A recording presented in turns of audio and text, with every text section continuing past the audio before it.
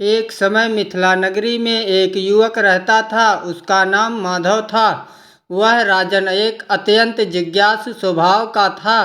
संसार की हर छोटी बड़ी घटना के पीछे छिपे रहस्य को जानने की उसकी तीव्र इच्छा रहती थी। वो ना तो धन का लोभी था, ना यश का भूखा। उसे केवल सत्य की प्यास थी। माधव के पिता एक साधारण व्यापारी थे। बचपन से ही माधव को दर्शन शास्त्र, वेद पुराण और संतों की बाणियों में रुचि थी। जब अन्य बच्चे खेलते थे तब वह वृद्ध संतों के पास बैठकर जीवन, मृत्यु, आत्मा और परमात्मा के बारे में प्रश्न पूछता रहता था। लोग उसे पागल बालक कहते थे। माँ कहती थी, बेटा खेती बाड़ी सीख ले, व्यापार कर ले, यह फालतू की बातों में समय मत गवा। पर माधव मानता नहीं था। उसके मन में एक ही प्रश्न गूंजता था, मैं कौन हूँ। एक दिन माधव नदी में स्नान करने गया। सावन का महीना था। आकाश में बादल छाए हुए थे। नदी का जल ठंडा और निर्मल था। माधव ने जैसे ही जल अपने शरीर पर डाला, उसे अचानक पेशाब का वेग महसूस हुआ। वो थोड़ा लज्जित हुआ, किनारे पर आया, अपनी क्रिया से निवृत्त हुआ और फिर स्नान करने लगा। स्नान समाप्त करके जब वह घर लौट रहा था, उसके मन में एक विचित्र प्रश्न उठ खड़ा हुआ। प्रश्न इतना तीव्र था कि उसने भोजन करना भी भूल गया। हे प्रभु, ऐसा क्यों होता है कि नहाते समय अचानक पेशाब आने लगती है? यह केवल शरीर की क्रिया है या इसके पीछे कोई गहरा आध्यात्मिक रहस्य भी छिपा है? लोग कहते हैं कि जो व्यक्ति स्नान करते समय मूत्र त्याग कर लेता है वह भाग्यशाली होता है। क्या यह सच है या यह केवल अंधविश्वास है? यह प्रश्न उसके मन में बार बार उठता रहा। वो दिन भर इसी में खोया रहा। रात को नींद नहीं आई। उसने सोचा, छोटी घटना में भी कोई ना कोई कारण होता है। विज्ञान कहता है कि ठंडे पानी से शरीर के रक्त की नलियां सिकुड़ जाती है और किडनी पर दबाव पड़ता है, इसलिए पेशाब आती है। पर क्या केवल इतना ही है या ऋषि मुनियों ने इसके पीछे कोई आध्यात्मिक कारण बताया है?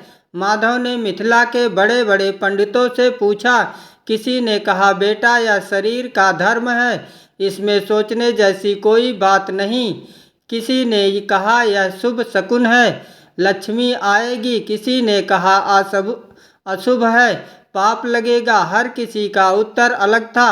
माधव और उलझ गया।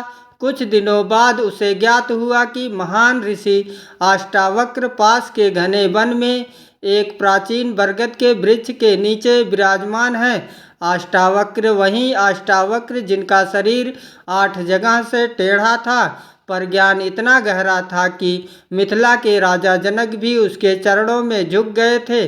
माधव के हृदय में आनंद की लहर दौड़ गई। उसने सोचा, अगर इस प्रश्न का उत्तर कोई दे सकता है तो केवल अष्टावक्र ही दे सकते हैं। वह तुरंत कुछ फल और जल लेकर उनके दर्शन हेतु निकल पड़ा।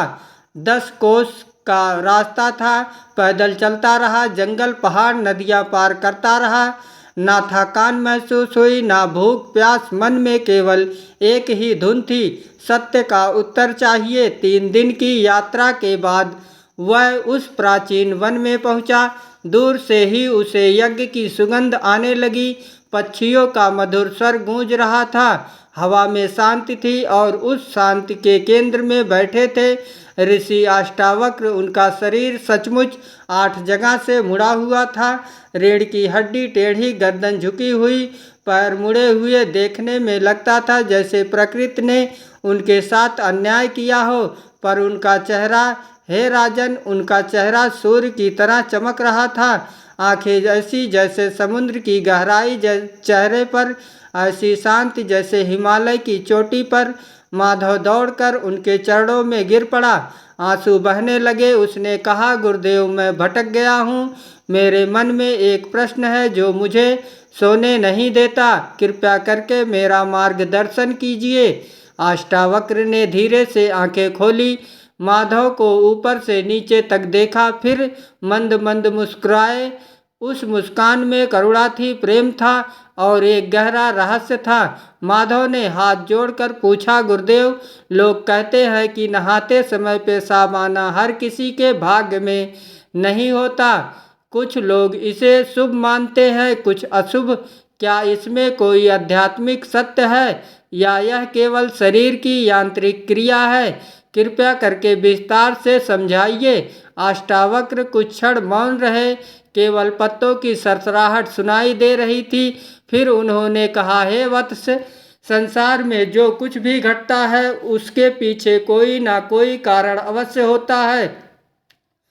विज्ञान कारण खोजता है, पदार्थ में दर्शन कारण खोजता है, चेतना में, परंतु मनुष्य की सबसे बड़ी भूल यह है कि वह छोटी छोटी घटनाओं को रहस्य समझ लेता है और वास्तविक रहस्य को भूल जाता है।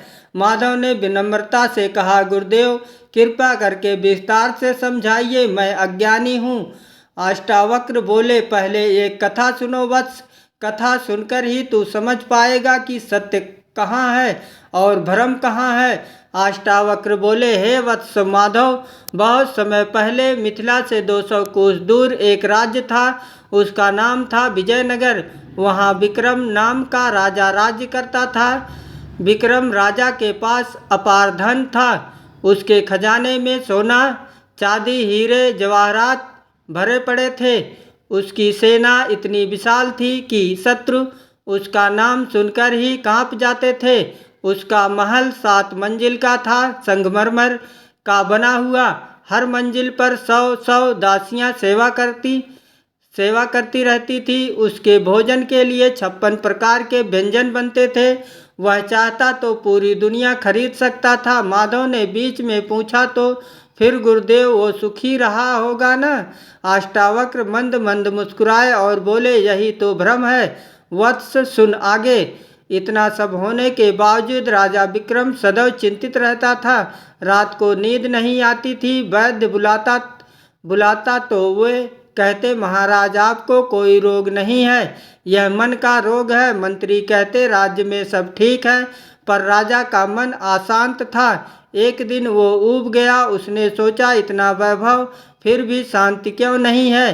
शायद जंगल में प्रकृति के बीच मुझे उत्तर मिल जाए। वो अकेले बिना सैनिकों के साधारण वस्त्र पहनकर जंगल की ओर निकल गया। जंगल में 3 दिन भटकने के बाद उसे एक नदी किनारे एक साधु दिखाई दिए। वे साधु बिल्कुल नग्न था, शरीर पर सिर्फ भूत लगी थी, बाल जटाओं में बंधे थे। उम्र का पता नहीं चलता था, 40 के भी लगते थे, 100 के भी। और सबसे आश्चर्य की बात यह थी कि राजन, उस साधु के चेहरे पर ऐसा आनंद था, ऐसी मस्ती थी, जैसे पूरी दुनिया का खजाना उसे मिल गया हो। वो नदी में डुबकी लगा रहा था, पानी उछाल रहा था, जोर जोर से हंस रहा था जैसे कोई बच्चा हो। राजा विक्रम को क्रोध आ गया। उसने सोचा, मेरे पास सब कुछ है, फिर भी मैं दुखी हूँ। इसके पास कुछ नहीं है, फिर भी यह इतना खुश कैसे? वो साधु के पास गया और कड़क आवाज में पूछा, महाराज, आपके पास ना महल है, ना राज्य है, ना धन है, ना सेना। सर्दी गर्मी भूख प्यास सब सहते हो, नदी का पानी पीते हो, पेड़ के नीचे सोते हो, फिर भी आप इतने आनंदित कैसे हैं? यह आनंद का रहस्य क्या है? मुझे बताइए। साधु ने पलटकर राजा को देखा। राजा के चेहरे पर चिंता की लकीरें साफ दिख रही थी। आंखों के नीचे काले घेरे थे, माथे पर तनाव था। साधु हंसे, ऐसी हंसी की पूरे जंगल में गूंज गई। पक्षी उड़ गए। फिर बोले, राजन, क्योंकि मैंने शरीर को समझ लिया है और तुम अभी भी शरीर को ही स्वयं समझ रहे हो।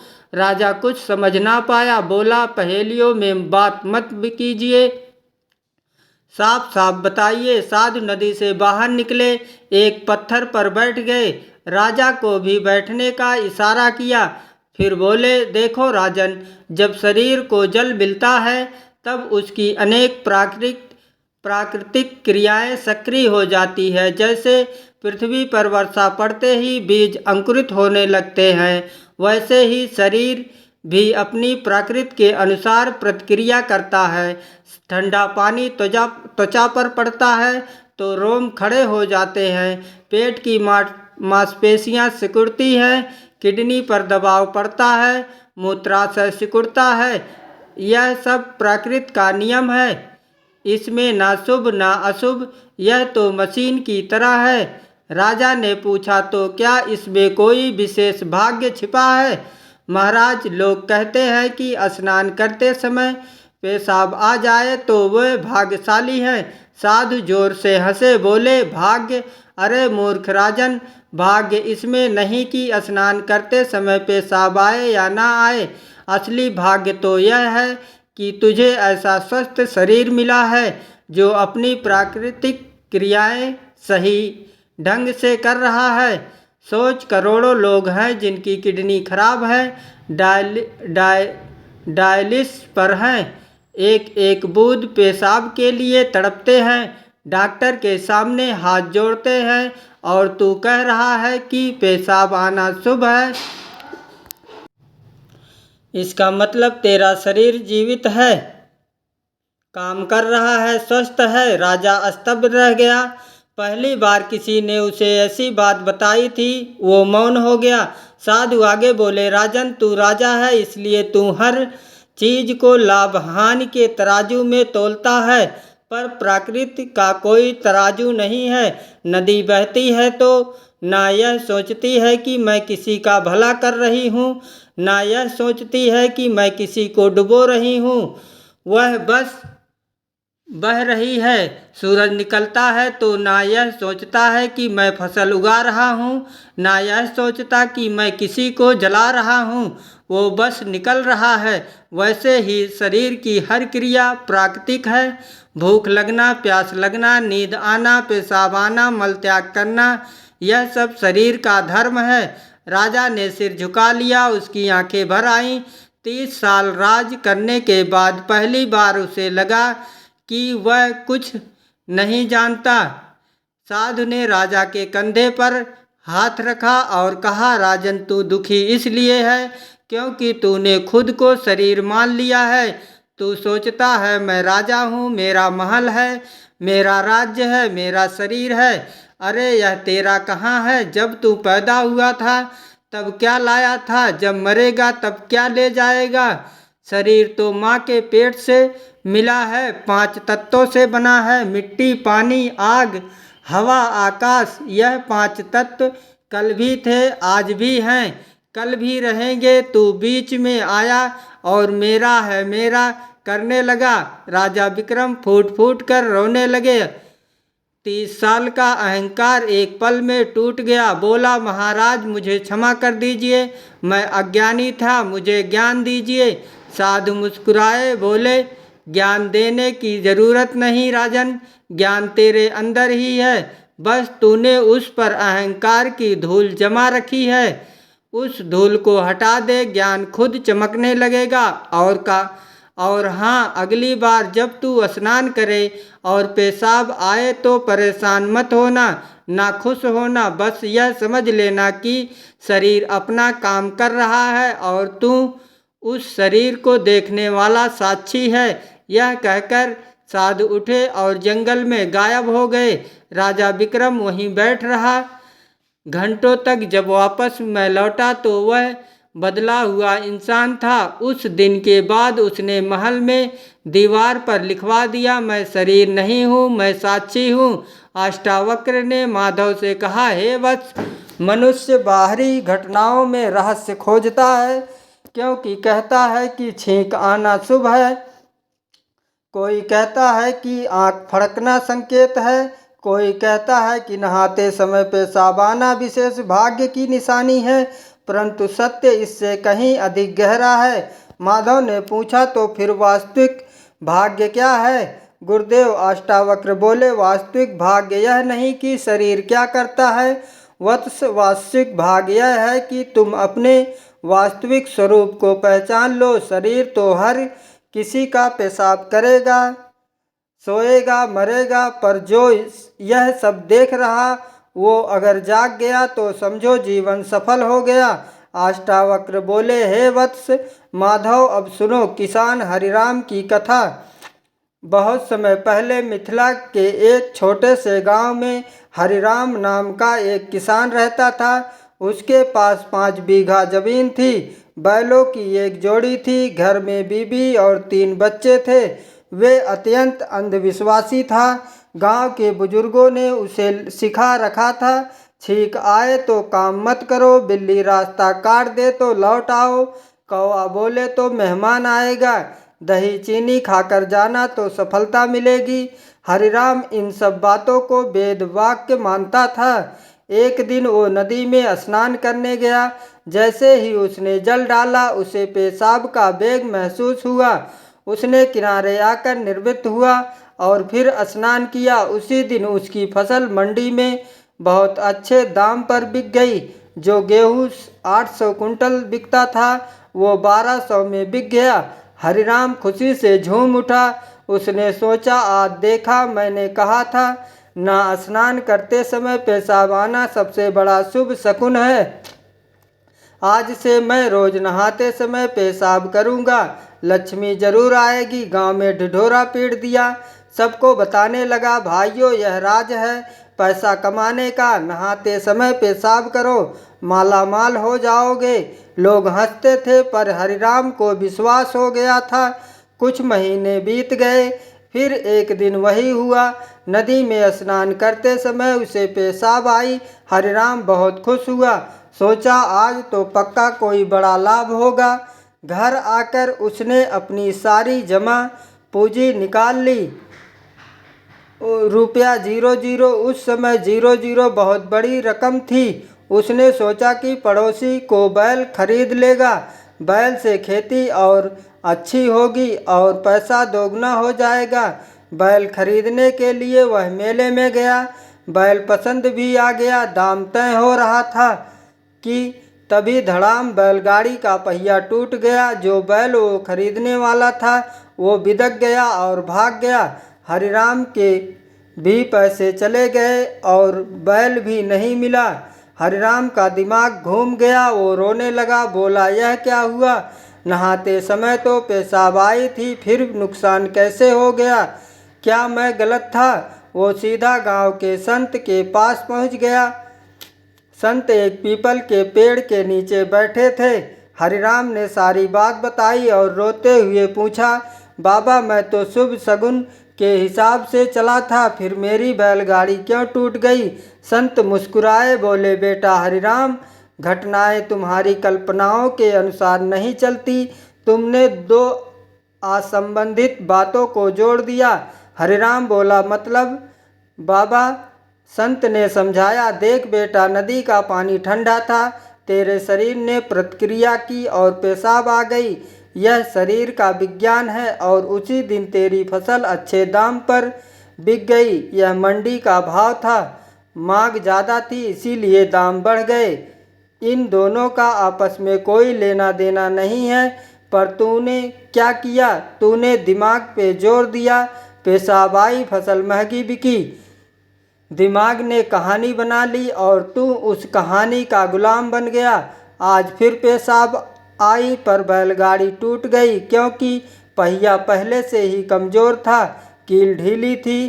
तूने ध्यान नहीं दिया पर दोष दे रहा है पेशाब को। तब किसान हरिराम को अपनी भूल समझ में आई। वो पैरों में गिर पड़ा। बोला, बाबा, मैं 20 साल से अंधविश्वास में जी रहा था, आज आंखें खुली। संत बोले, बेटा, संसार में 90% घटनाएं संयोग हैं, पर मन हर संयोग को कारण बना देता है। यह मन का खेल है। अष्टावक्र ने माधव से कहा, हे वत्स, जिस प्रकार स्वप्न में अनेक घटनाएं दिखाई देती हैं, वैसे ही संसार में भी अनगिनत घटनाएं घटती रहती हैं, लेकिन आत्मा उनसे प्रभावित नहीं होती। आत्मा तो बस देखती है।